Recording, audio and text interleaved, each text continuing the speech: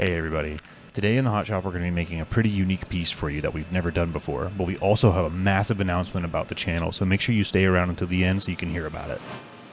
So this is called a cane roll-up.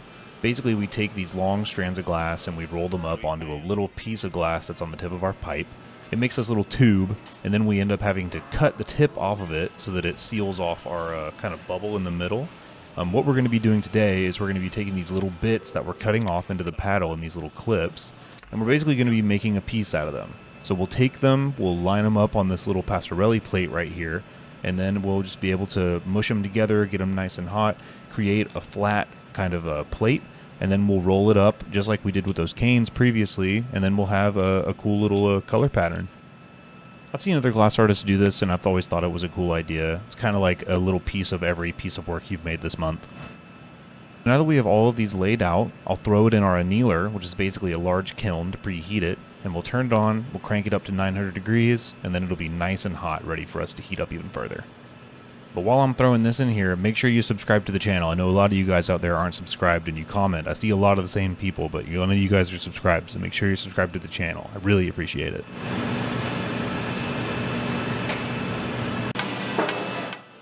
So now we've got the annealer on, and it's up to about 920 degrees. My brother is going to pick it up on the forks, and we'll transport it over to the glory hole to start to heat it up even more. You've got to kind of be gentle when you're first heating it up, because it goes from about 900 degrees to about 2000 pretty quickly. So Luke's going to slowly start to kind of submerge it into the heat. The burner that heats the glory hole is on the left side of the hole, so we have to periodically flip the plate around once it heats up. Otherwise, one side of the plate will start to get way hotter than the other. So what we're doing now is we're flipping it around, heating it up, flipping it around, and heating it up, and then we'll start to squeeze it and compress it to try to minimize the gaps in between our discs. Whenever we're heating this glass up, the glass kind of interacts with the heat like light does. You know, the darker stuff heats up quicker than the lighter stuff. So the darker things will heat up faster and they move quicker, and then the lighter ones will be more stiff and they take longer to get as equally hot. So once everything's to a nice hot temperature, I'm going to use these little bamboo cutters to start to compress it together.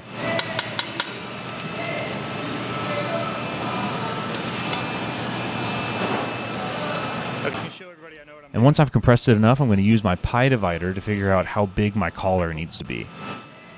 And then we'll go ahead and get a little bit of glass out of the furnace. So the furnace houses all of our clear glass, and it stays on 24/7 at about 2000 degrees. But now you're going to see me have a little bit of glass on the tip of my pipe. I'll blow a bubble through it very quickly, and then I'll put the pipe back into the furnace to get rid of that bubble so that I have a ring of glass on the tip of my pipe that I can blow straight through. Ultimately, I want this little ring of glass on the tip of my pipe, what we call the collar, to be about as wide as the measurement that I took from the pie divider. That way, I know that I can roll up that plate into a nice perfect circle around the collar. So I've got a small amount of time to manipulate it before it starts to cool down, and I'm going to use my newspaper tool to really give it a nice big push. And now we're at the marvering table, and we'll make sure that it's the correct size.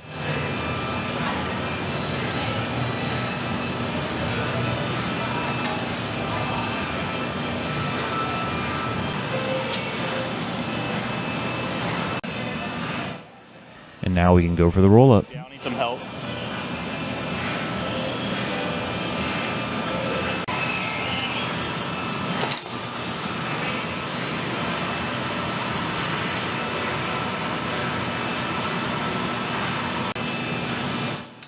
So the roll-up went pretty smoothly, and now all we have to do is connect it so that it's a nice cylinder, and then we'll be good to go. We'll start to compress.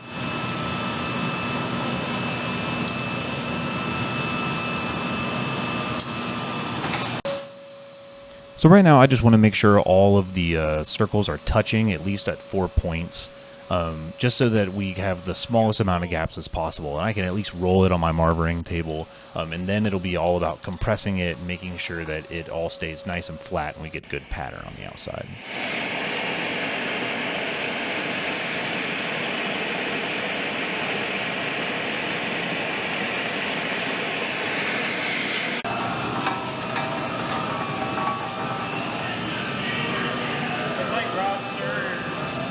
But yeah.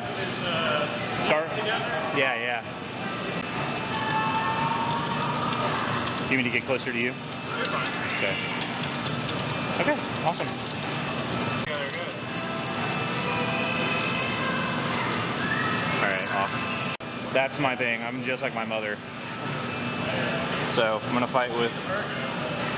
No, I'm just saying, like... Oh yeah, she's crazy. Looks great, man.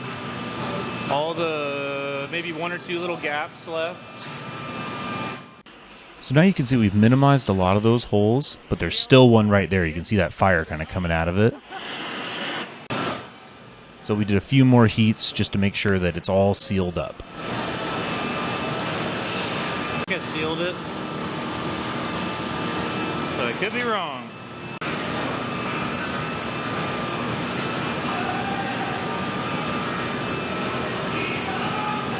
All right, off. Yeah, give me a second to cool down, but then yes. Wow. Wow, that was pretty Doesn't it cool. look crazy? Yeah, man. Makes me want to. Now that we've eliminated all the holes in the walls of the cylinder, we have to seal off the top. So my brother has put a small bit of clear glass on the marvering table, and I'm going to pick this up on the end of the tube so that it seals it off. This way, whenever I cut that glass off, I don't get rid of my pattern at all. Hey, are they married? Yeah. That's weird. Yeah, she married Legolas, dude. And now we just have to get rid of that, and we're all sealed up. You can blow. I did not know that they were together. That's crazy. Off. So the next step is for us to get another layer of glass out of the furnace, which is what we call gathering. So I'm going to roll this on the marver to make sure that there's no bumps or divots in it so that I don't pick up any bubbles out of the clear glass in the furnace. And then we'll give it a few minutes to cool down so that it's nice and solid when I put that 2000 degree glass on top of it. And we'll go ahead and go for the gather. So like I said before, this furnace holds all of our clear glass. This furnace holds about 700 pounds of clear glass, and it stays on 24/7 at about 2000 degrees. Coming out. So this is what we call a strip gather. I'm going to get rid of all the excess glass by going vertical into that bucket, and now I can just trail off the rest, and it's nice and smooth.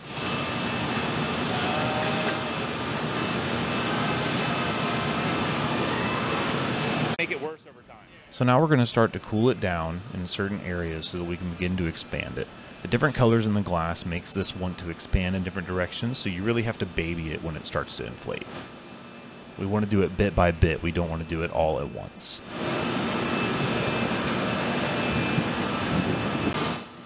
So now I've got my newspaper tool and I'm beginning to cool down certain areas of the glass. I'll have my brother blow into the pipe, start to inflate it so that I can manipulate the bubble with the cold newspaper tool.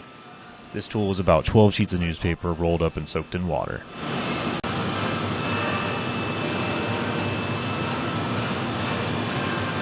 Give me some air on.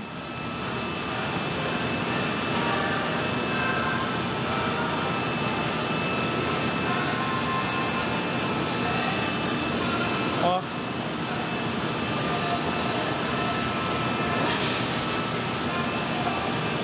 No, that sounds like a great little gig. Corey was doing something like that out on the beach for a little while ago.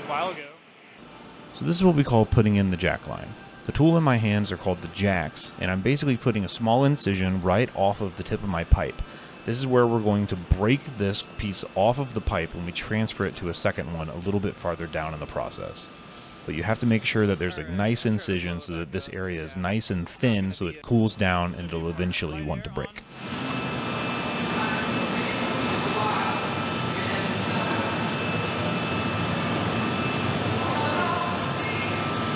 Blow hard. All right, off. Thank you.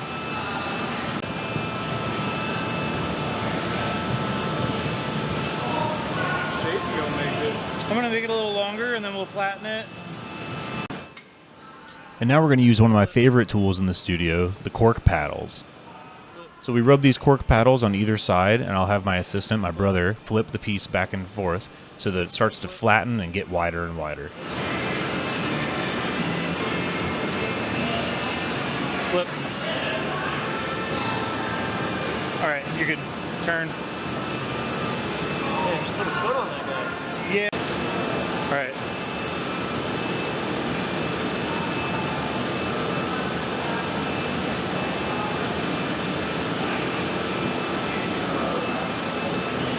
Okay, whatever. Let me see. Yeah, I'll take a bit. It's gotten kind of thin on the bottom, and this is where we're going to have to connect our transferring pipe once we break it off of this one. So we're going to put a small little patch on the bottom so that it makes it just a little bit thicker. Should have used my jacks.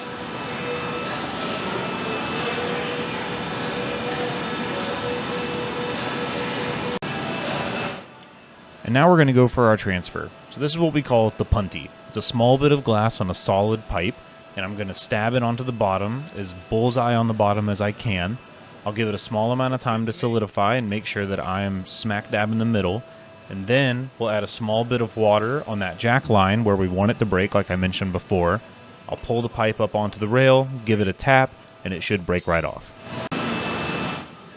So now we have it flipped over on a second pipe, and I'm going to start to heat up the area that I was previously cooling down. Because remember, that lip right there, that hole that was connected to the other pipe, it was cold enough to break, so it might have been around 900 degrees, 1,000 degrees, something like that. And now that it's heated back up and it's hot enough to move, we can put the finishing touches on the piece.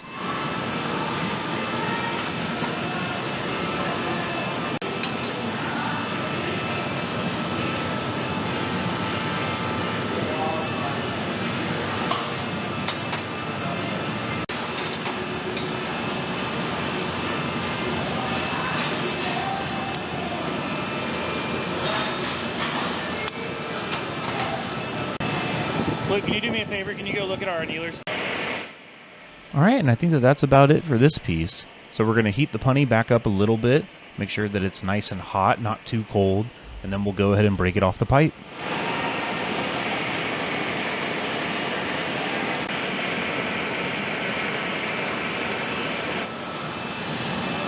I'm hot.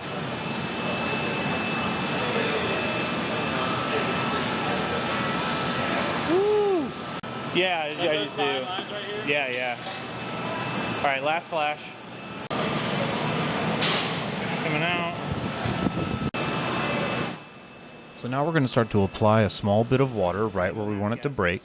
And my brother has thrown on some Kevlar gloves and a welding jacket so that he can hold it in his hands, and then we'll put it in our annealer so that it doesn't crack. So now if I did my job right, we just tap the pipe, it comes right off, get rid of any sharp spots with our map torch, and then it's a little bit of a mad dash to try to get it in the annealer before it gets too cold. So the annealer that I'm talking about is a kiln that's heated up to 900 degrees. We can put the glass in it so that it doesn't break and it keeps it at that maintained heat, and then it'll slowly cool down over about 12 hours. We'll be able to come see it in the morning. Sweet, man. And here we go. I love how it came out. These pieces are super cool. Like I said before, it's kind of like a remembrance piece. It's all the pieces you've made recently, all your different cutoffs. Maybe they're from years ago. Maybe they're all made this week. Who knows? But it's a really cool design, and you get something kind of cool. It was fun to mess around with. So I've been thinking about doing this for a while. I'm really glad that I did. And now we actually have this piece up on my website, so it's available for purchase for anyone who is looking to buy it. There's a link below in the description if you're looking for a link to my Etsy page or my regular website for where it is for purchase. And as for this big announcement, we finally decided to launch our Patreon page. Earlier this year, we had a problem with our channel where we were hacked and I completely lost the channel for a small bit of time. It took us about a week to get it back, but within that week, I was really worried about my livelihood and where the money was going to come from, and it really made me kind of feel uncertain about what was going to happen. So we decided to start this Patreon page, and we're going to upload as much content to it as possible. Over there on Patreon, we're going to be uploading different exclusive content like glassblowing lessons, extra demos, behind-the-scenes pictures, Q&As, and a bunch of different stuff like that. There are different subscription tiers with different benefits, but this is a great way to help support the channel so that we can make as much content for you guys as possible. So whether you just want to help support the channel, whether you want to be a better glassblower, or you just want to be part of our community over there on Patreon, come hang out, check out the page, and I hope you find something you like. So check out the description box below for a link to the Patreon, and we just made a Discord page. There's a link to that as well down there too. But as always, you guys, thanks for everything. You guys rule. I'll see you in the next video. Bye-bye.